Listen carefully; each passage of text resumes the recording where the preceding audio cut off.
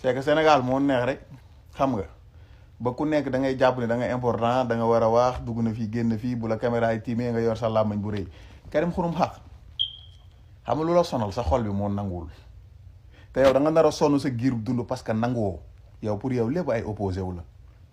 ñoo xamante ni bi ñu faloog léegi matul 2 semaines bërki dee moo njaay lañ def seen gouvernement